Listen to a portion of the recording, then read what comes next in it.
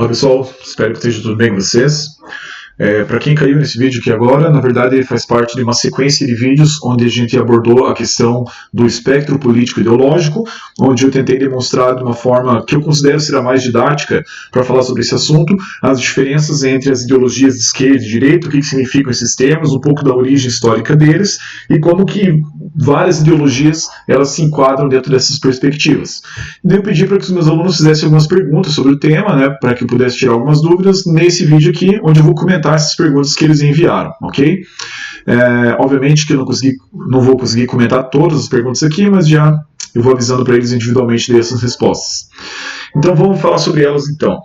Primeira questão aqui é a seguinte: a ideologia estaria além de conceitos políticos e coligados à moral e ética? Ou seja, cada ideologia ela se restringe a uma questão política ou ela também está ligada à ética? Totalmente ligada à ética. Por quê? As ideologias elas representam o que um grupo ou que uma pessoa julga ser o correto acerca de um fenômeno, no caso, fenômeno político. Então, quando você está tentando se enquadrar, ou tentando perceber qual ideologia você se identifica mais, isso é um processo que parte da tua moralidade. Você vai julgar isso de acordo com a sua moralidade. Eu diria que, na verdade, ela é mais moral até do que política, no primeiro momento, tá? Então, sim, tem tudo a ver, essa parte do estudo da política tem tudo a ver com o estudo da ética. Professor, militarismo brasileiro era de direita ou de esquerda? Eu acredito que ele esteja falando aqui sobre a ditadura civil-militar, né, que começa lá em 1964 e terminou em 1984. E ela foi uma ditadura predominantemente de direita, né? Os interesses que estavam em jogo na sociedade naquele momento, os grupos que apoiaram o golpe de 64, ou um dos motivos, né, do golpe era tal da ameaça comunista que eles queriam evitar, acreditavam-se, ou pelo menos se espalhou-se, né, essa ideia de que havia uma ameaça iminente de uma revolução comunista no Brasil. Então, principalmente movido por esse medo que foi dado o golpe de 64, tá? E como eu disse, grupos que apoiaram esse movimento, né, setores da sociedade, muitos setores conservadores da sociedade apoiaram o golpe, então ela tinha uma característica principalmente de direita, ok? Como eu faço para saber onde eu me encaixo? Eu havia mencionado no outro vídeo, talvez eu tenha esquecido de deixar o link, né, desse site que eu havia comentado, que é o Compasso Político, Political Compass. Você responde uma série de perguntas e daí lá no final ele vai mostrar um gráfico onde você estaria situado. Um gráfico como aquele do Nolan que eu mostrei nos vídeos anteriores. Porém, não pense, né, que um simples teste como esse vai definir você ideologicamente. Eu acho que o mais interessante sempre é você analisar todas as questões de acordo com o seu pensamento, de acordo com o que você acredita ser o correto ou não. E não tentar se enquadrar num grupo necessariamente, tá? Até porque senão você vai cair numa posição muito dogmática e isso é muito perigoso. É uma coisa que eu vejo muito presente no debate político hoje, são as pessoas se rotularem como sendo de uma determinada ideologia de esquerda ou de direita e se verem obrigadas a aceitar tudo que aquela ideologia faz e não conseguir compreender o outro lado, ou ouvir o outro lado, ouvir outros argumentos. Então, seja lá o que for, eu sempre vou dizer que o ideal é escute todos os lados e monte a sua opinião, né? A sua opinião, e não fique reproduzindo opiniões dos outros. Mas vou deixar o link aí que eu acho que ele é um teste interessante, tá? Para você tentar descobrir para qual lado você se inclina mais, digamos assim. Você acha que se de fato um dos lados fossem escolhidos, o país ou até mesmo o mundo seria algo melhor? Ou pelo fato dos dois serem pontos de vista diferentes em determinadas áreas, um melhor que o outro faz com que assim o país ou o mundo busque um equilíbrio entre os dois? Observação: é quase impossível encontrar um equilíbrio que venha agradar a todos, mas seria uma forma mais aceitável para ambos os lados. Tá, tem várias questões nessa pergunta aqui, tá? Primeiro, você acha, então eu estou perguntando, na verdade, a minha opinião.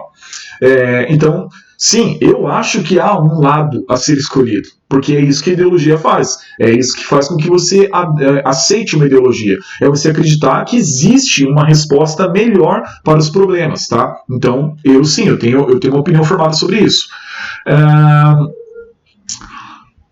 Deixa eu ver o que mais que uma pergunta aqui. Então, sim, eu acredito que um dos lados seria o melhor, mas isso é uma opinião pessoal minha. Assim como todo mundo tem a sua ideologia, vai ter a sua opinião sobre isso. Outra coisa, ela coloca assim, né? Essa pessoa que coloca assim, você acha que se de fato um dos lados fossem escolhidos, veja bem, sempre é escolhido um lado, tá? Toda vez que há uma eleição, por exemplo, a gente está optando por uma visão ou outra. Infelizmente, a gente tende sempre a pensar esse assunto de forma muito binária, como se tudo se resumisse a esquerda ou direita. Mas o objetivo daquele vídeo anterior é justamente deixar claro que não é apenas esquerda e direita. Você tem várias esquerdas e várias direitas. Então não é apenas uma coisa ou outra. Só que o problema é que, por exemplo, no nosso modelo de eleição, a gente, quando os candidatos vão para o segundo turno, você se vê obrigado a escolher entre um lado e outro. Então, essa forma de pensar binariamente, como se fosse um ou outro, ela está errada, mas o nosso sistema nos leva a pensar dessa forma. Não só o nosso, o sistema norte-americano também é assim, né? Eu já comento um pouquinho mais sobre eles. A questão do equilíbrio, eu vou até passar, deixa eu ver se a outra pergunta aqui vai falar sobre isso, porque a outra pergunta aqui é parecida com aquela outra, perceba. Existe alguma possibilidade do Brasil ter uma política centralizada, não ser da esquerda e nem da direita, ter os benefícios dos dois lados? Veja bem, muita gente me perguntou sobre essa questão do centralismo, se existe de fato centralismo, quais seriam as características do centralismo, e daí eu vou falar um pouco da minha opinião pessoal sobre isso, tá? Eu acho muito difícil existir de fato um centro, um centralismo. O que acontece é que geralmente alguns grupos políticos eles vão ter uma tendência mais ao centro, mas eles permanecem sendo ou da centro-esquerda ou da centro-direita. É muito difícil você ter de fato uma ideologia que ela vai, digamos, pegar, né, elementos da esquerda e da direita para formar algo mais equilibrado. Porque em algumas discussões isso acaba não valendo, porque, embora eu falei do problema ali da questão do pensamento binário, infelizmente, na prática, muitas vezes você vai se ver obrigado a escolher entre uma coisa ou outra. Pegando um exemplo recente, a gente teve no Brasil recentemente várias reformas políticas, reformas no campo do ponto de vista econômico, melhor dizendo, como a reforma da Previdência, né? Então, os grupos mais à esquerda estavam se posicionando contra essa reforma e os grupos mais à direita estavam se posicionando a favor. Então, o que o centralismo vai fazer? Né? No máximo, você tem ali a centro-esquerda, por exemplo, que dizia que era necessária uma reforma, mas os critérios estavam errados, ou uma centro-direita que dizia que talvez a reforma que foi proposta ela era muito injusta, que ela poderia ser melhorada, compreende? Mas não existe nessa questão uma opinião de centro, uma opinião, digamos, neutra ou equilibrada. Então é difícil, eu particularmente não acredito muito nisso. Existem sim políticos, né, candidatos, enfim, que eles têm esse discurso, não sei nem de esquerda nem de direita. Eu sempre tenho um olhar meio cético com relação a isso, porque na hora de votar, na hora de colocar um projeto na mesa, defender ou não um projeto, a gente vai perceber se de fato ele tem uma tendência mais à esquerda ou mais à direita. Então, particularmente, eu não acredito que isso seja possível. Essa pergunta aqui ela parece ser a mesma, mas ela tem uma diferença. Ó. Seria possível que, mesmo com as divergências no modo de cada lado pensar, a esquerda e a direita juntassem ou unissem seus modos de pensar em algum momento, saindo de seus extremos e indo a um pensamento de centro? Essa pergunta parece ser da mesma natureza da outra, mas não é. É uma pergunta diferente. Ela está perguntando se em algumas situações, em algum momento, é possível uma aliança entre grupos da esquerda e da direita. Sim, isso acontece, tá? O próprio movimento de redemocratização do Brasil, ou seja, quando acabou a ditadura militar e começou a se reabrir a democracia novamente, havia muitas alianças entre setores da esquerda e da direita, tá? Inclusive, alguns no atual governo, existem alguns setores políticos que propõem uma aliança, por exemplo, entre esquerda e direita no momento atual, tá? Para se contrapor ao governo atual. Então, sim, em algumas situações, quando ambos os grupos percebem um perigo muito grande, por exemplo, ou uma causa que vale a pena, né, eles aceitarem as diferenças e se unirem, isso é possível. Mas isso é uma exceção no jogo político, não é a regra. Geralmente, isso não acontece. Quais são os pontos que fazem com que o comunismo fique próximo do anarquismo? Basicamente, o objetivo de uma sociedade sem classes sociais, o fim das classes sociais, né? Uma sociedade mais igualitária. Mas aí as estratégias para se alcançar isso acabam sendo diferentes. É um assunto bem complexo, tá? Porque dentro do próprio anarquismo existem vários várias estratégias diferentes. Você tem, por exemplo, os anarcossindicalistas. Eles acreditam que ao invés de você passar por toda aquela transição que envolve o Estado, né, como os socialistas defendem, eles acreditam que os conselhos e grupos de trabalhadores seriam a instituição perfeita para fazer isso, né? Ou pelo menos a melhor instituição capaz de mover o processo de ruptura e fim das classes sociais.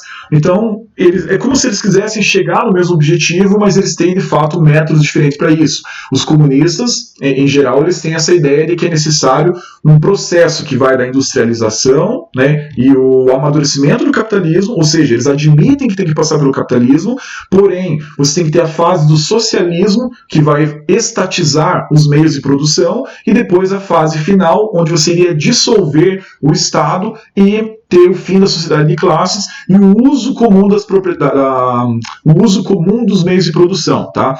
Já os anarquistas têm algumas divergências com relação a esse processo todo, porque eles acreditam que a tomada do próprio Estado ela não é uma garantia de dissolução do Estado, né?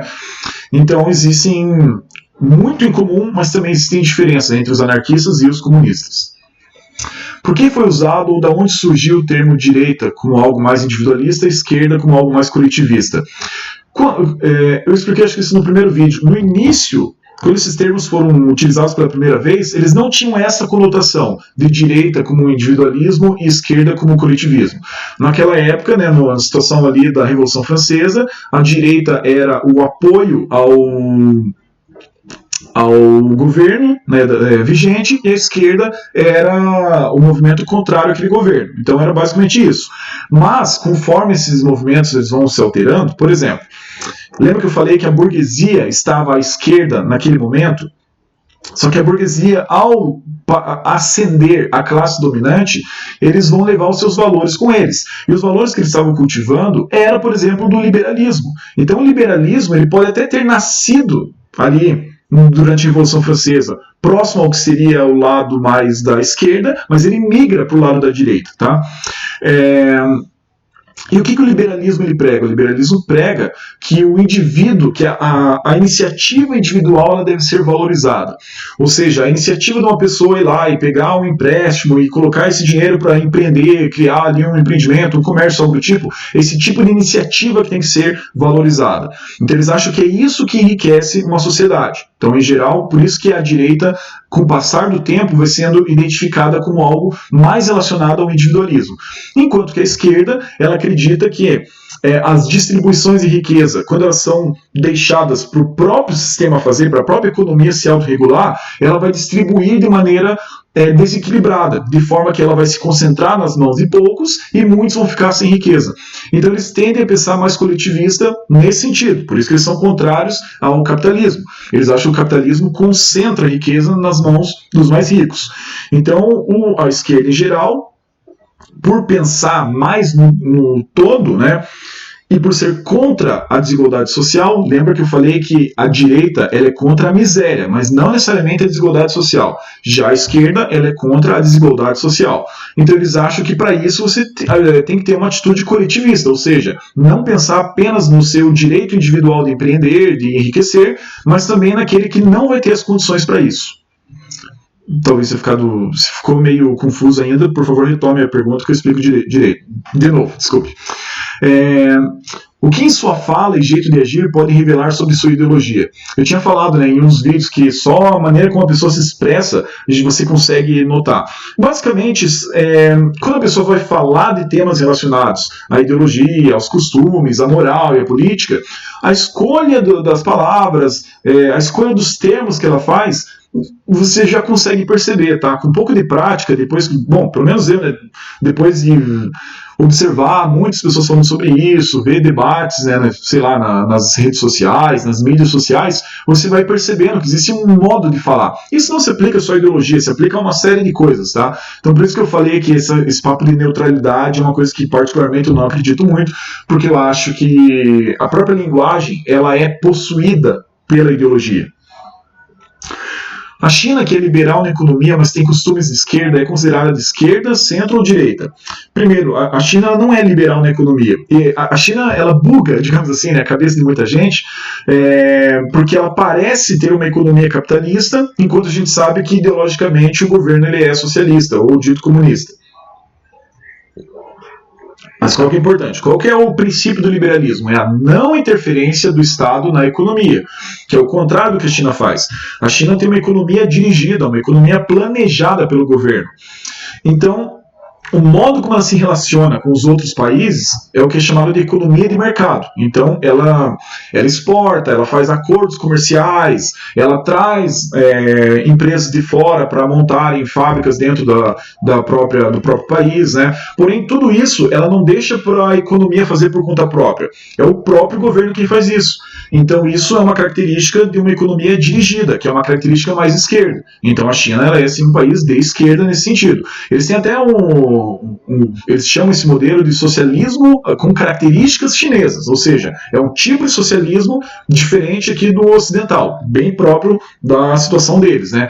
Lembrando que a China era um país que até meados dos anos 90 tinha uma economia predominantemente agrária, era praticamente um país agricultor.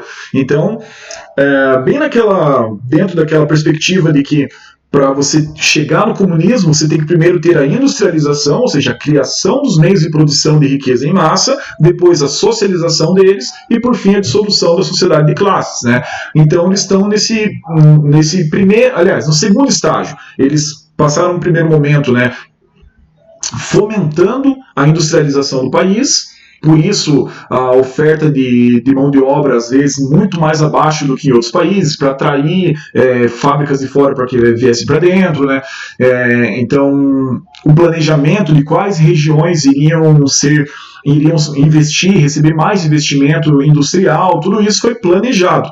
Então, você tem essa fase de expansão capitalista, porém, o capital gerado ali fica concentrado no governo que vai direcionar isso então, né? Então, você tem um momento de, hoje, uma política tipicamente socialista, mas aos modos chineses. Então, ela é, resumindo aqui, de esquerda. Muitas pessoas acreditam que para acontecer uma real mudança, como os socialistas queriam, é necessário um meio de revolução. Isso se aplica a uma opinião de uma pessoa que de forma dita não teve acesso a alguns privilégios, por isso querem mudanças? Naturalmente, as pessoas que tiveram menos privilégios, elas vão desconfiar mais do sistema na qual elas estão. Então isso vai levar elas ou a se acomodarem ou a quererem uma transformação. Essa transformação pode ser tentando correr ou jogar as regras do sistema ou mudar o sistema. Então, o que as ideologias mais de direita tendem a pregar nesse sentido, né? Elas tendem a pregar mais a questão da meritocracia. Então, as ideologias de direita tendem a dizer que essa pessoa que nasceu em uma situação menos privilegiada, se ela trabalhar muito, se ela poupar o que ela ganhar, enfim, se ela concentrar o seu esforço em gerar riqueza e acumular riqueza, ela vai conseguir um dia também se tornar alguém com mais privilégios. Porém, as ideologias de esquerda acreditam que isso tudo é uma ilusão, né? Então eles vão dizer que alguns podem até conseguir, mas eles serão exceção, não serão a regra. A regra será, para a maior parte das pessoas, manter esse sistema desigual. Então eles vão oferecer o quê? A mudança desse sistema, tá?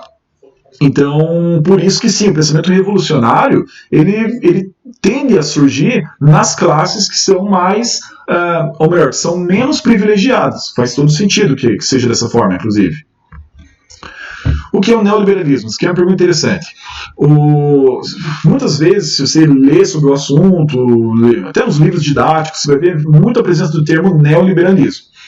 Os liberais, eles não concordam com esse termo. Eles dizem que esse termo é uma forma de uma palavra pejorativa para criticar o que eles pensam, tá? Porém, quando você analisa um pouco da história do liberalismo, você percebe que existem algumas escolas específicas e que houve alguns acréscimos na linha liberal.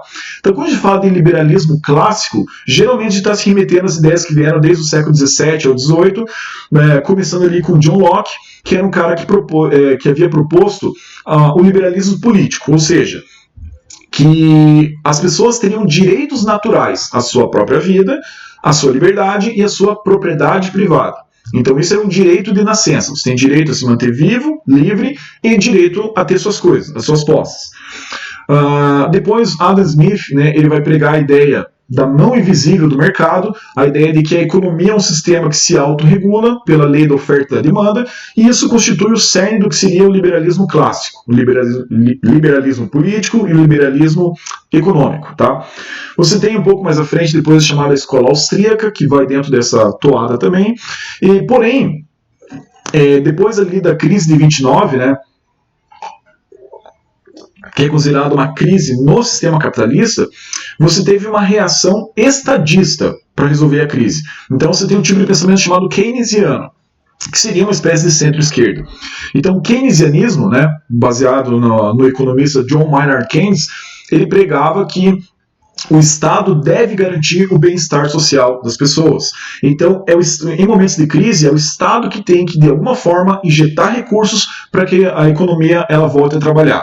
Então, o keynesianismo ele dura, né, um longo tempo, ali, principalmente na Europa, mas também nos Estados Unidos, vai ter uma grande influência, e por volta da década de 70, existe uma escola de economia chamada Escola de Chicago, que vai fazer críticas ao keynesianismo, e que vai dizer que, a longo prazo, essa influência toda do governo na economia cria distorções na própria economia. Então eles vão defender a teoria do Estado mínimo, ou seja, da menor interferência possível, de que de preferência o Estado só oferecesse saúde, educação e segurança, e apenas isso. Eles vão defender privatizações, ou seja, que o Estado não seja dono de empresas, que as empresas sejam todas privatizadas para iniciativa privada, obviamente, e isso é o que a gente costuma chamar de neoliberalismo. São os liberais que pregam as privatizações e o Estado mínimo, e que nascem ali na chamada Escola de Chicago. Tá? Isso teve muita...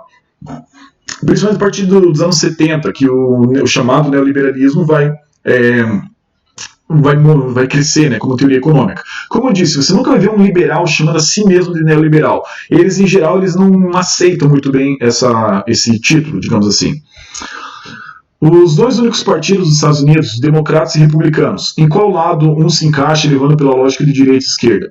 Eles não são os únicos dois partidos, existem outros partidos, mas pelas regras eleitorais, né, os únicos que conseguem apresentar candidatos para as votações, principalmente o presidente, né, são esses dois partidos. E tradicionalmente os republicanos, dentro da lógica dos Estados Unidos, é um partido mais à direita de lá, e os democratas são mais à esquerda de lá. Lembrando, na lógica dos Estados Unidos, que é um país historicamente mais conservador, mais capitalista nesse sentido. Tá? Então não quer dizer que os democratas sejam socialistas, longe disso, mas eles seriam o equivalente à esquerda no contexto deles. Embora dentro dos democratas existam sim alguns membros mais radicais, né? Inclusive agora, recentemente na questão da corrida eleitoral que está tendo lá nos Estados Unidos, você tinha, por exemplo, Bernie Sanders, que ele era, digamos assim, nos moldes norte-americanos, quase que a extrema esquerda, dentro do Partido Democrata. Tá? Mas, em geral, republicanos à direita e democratas à esquerda.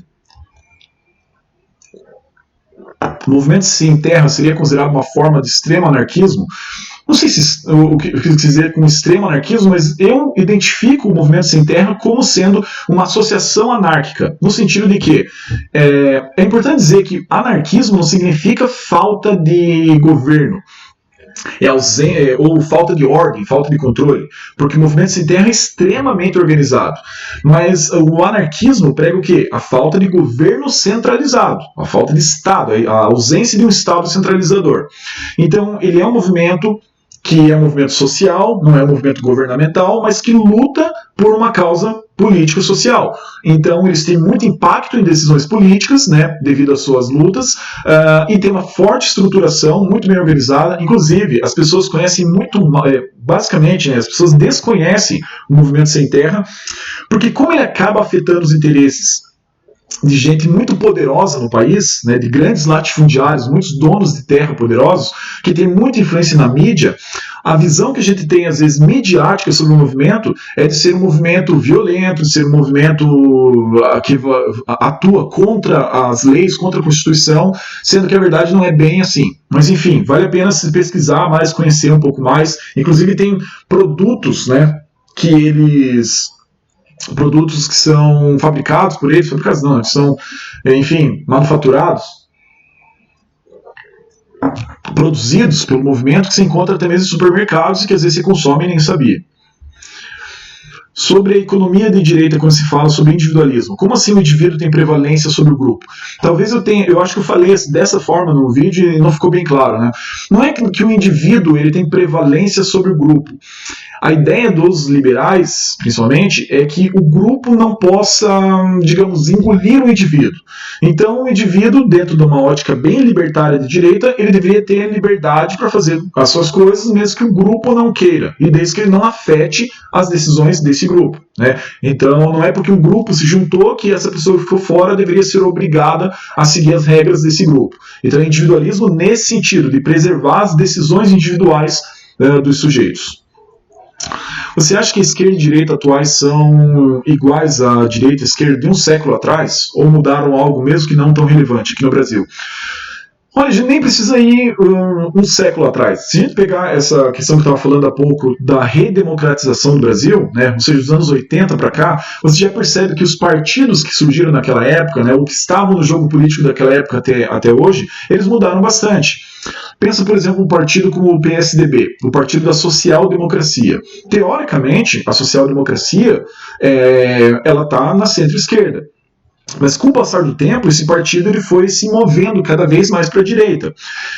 Tem gente que diz, inclusive, que o PT passou por isso, né? Um partido que tradicionalmente era da esquerda, mas alguns dizem que com o passar dos governos Lula e Dilma, ele foi se aproximando cada vez mais da direita por não combater, por exemplo, os grupos de banqueiros, né, que enriqueceram muito durante esse tempo, a escolha de alguns ministros que tinham realmente uma origem mais liberal na sua forma de pensar. Então tem gente que diz isso, tanto que de dentro do PT saiu um outro partido, que é o PSOL, que achava que o PT era de direita demais dentro daquele contexto ali. Claro que eu estou simplificando um pouco, tá? Mas se a gente analisar nos últimos 30 anos, você vai perceber que sim. Não digo que a esquerda e a direita mudaram, mas os grupos que se identificam mais à esquerda ou à direita, eles mudaram, alguns talvez até tenham passado de um lado para o outro. Quais as formas que o governo pode mexer na economia? Exemplos. Se tem como mexer na economia sem afetar certo grupo? Essa pergunta é bem interessante, é impossível de responder em tão pouco tempo, mas basicamente ela diz respeito ao tema da macroeconomia, ou seja, a economia quando ela é estudada no seu sentido mais amplo, aquelas decisões econômicas que afetam todo o país, toda a sociedade. Então, vou tentar exemplificar isso de alguma maneira. Em 2008, quando teve a famosa crise de 2008, né, uma das decisões econômicas aqui no Brasil que ocorreu foi o seguinte: você tinha uma crise econômica acontecendo lá nos Estados Unidos e tinha muito medo que isso afetasse o consumo aqui no Brasil. Então, qual foi a estratégia que eles adotaram? Eles diminuíram alguns impostos, como um dos impostos era o imposto sobre importação. Então, diminuindo esse imposto, alguns produtos ficaram muito baratos. Então, por mais que as pessoas soubessem que tinha uma crise vindo, elas pensaram, opa, mas a geladeira ali que eu estou precisando comprar, ela está super barata. Se eu não comprar agora, talvez depois vai ficar pior. Então, aquela estratégia de diminuir os impostos naquela situação de medo fez com que, apesar do medo, as pessoas consumissem mais. E aquilo garantiu a estabilidade econômica daquele período. Isso é um exemplo, né? Você alterar impostos pode causar uma mudança na economia. Um outro exemplo, uma coisa bem mais complexa, que é uma coisa chamada taxa de juros. Com certeza já ouviram falar nos noticiários algo relacionado ao Banco Central, né? Que é como o nome diz, né? Um banco que ele é gerenciado pelo governo. Ele nomeia aquele que vai ser o presidente desse banco e ele pode, então, o governo federal, né, ele pode tomar algumas decisões que afetam a economia. Por exemplo, a chamada taxa de juros. Como é que ela funciona? Quando a economia está em baixa, ou seja, as pessoas estão comprando pouco, o desemprego está aumentando, está tendo pouco consumo, uma das coisas que o governo pode fazer é diminuir a chamada taxa de juros, que é o valor, né, que vai custar para você fazer um empréstimo, por exemplo. Então, quando diminui a taxa de juros, o que acontece? Uma pessoa que estava querendo, por exemplo, abrir um comércio novo, ele vê que os juros ficou mais barato, então ele pensa, opa, se eu pegar um empréstimo agora, eu vou aproveitar que o juros está mais baixo, vai ser mais fácil de eu pagar esse empréstimo depois. Então eu posso pegar esse empréstimo agora, que está com juros baixos, e investir, por exemplo, para abrir aqui meu comércio. Então, quando a taxa de juros abaixa, a expectativa é de que isso fomente a economia. E daí as pessoas começam a empreender mais, isso pode gerar mais movimentação econômica, as pessoas podem começar a consumir mais, e daí os mercados vão se empolgando, né, porque as pessoas estão consumindo. Porém, isso pode gerar depois uma outra coisa, a longo prazo. A economia pode estar superaquecida, ou seja, você tem pouco desemprego, as pessoas estão consumindo bastante, e isso vai fazendo com que os preços comecem a subir. Os mercados, quando eu digo mercado, não é só o supermercado ali, os mercados em geral, as lojas, os vendedores, né, o comércio. Quando eles percebem que está tendo pouco desemprego, que as pessoas estão pagando o preço que elas estão vendo lá, eles vão aumentar a nossa taxa de lucro. Então eles vão aumentando os preços. Isso a gente chama de inflação, quando os preços vão crescendo. Então quando isso acontece, o governo pode voltar lá e fazer daí o aumento da taxa de juros. Ele faz o contrário. Ele vai criar um aumento da taxa de juros para tentar reequilibrar aquilo de novo. Então, claro que eu estou simplificando bastante, mas só para tentar dar um exemplo, né, de como que o governo faz para interferir na economia.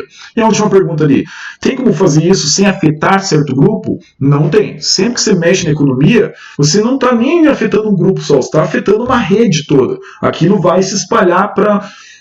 Por mais que você esteja afetando um setor, tipo assim, vamos diminuir os impostos no setor aqui, por exemplo, de produtor de arroz, por exemplo, para incentivar as pessoas a produzirem mais, a não vender para fora e para ter mais arroz aqui no nosso país, porque o preço está muito alto. Ao fazer isso, ele está afetando um grupo, para bem ou para mal, né? Então isso vai ter repercussões. Então, sim, mexendo na economia, você está mexendo em um grupo ou mais. Já ficou gigantesco esse vídeo, mas achei bem interessante esse formato no qual eu respondo perguntas que vocês mandam aí. Se vocês gostarem, diga aí que a gente faz isso na próxima vez, com o próximo conteúdo aí, ok? Outras dúvidas eu respondo daí individualmente, ou quem quiser mandar dúvidas aí pelo YouTube também, vou ver se eu reservo tempo para dar uma olhada nos comentários aqui. Um grande abraço e até a próxima.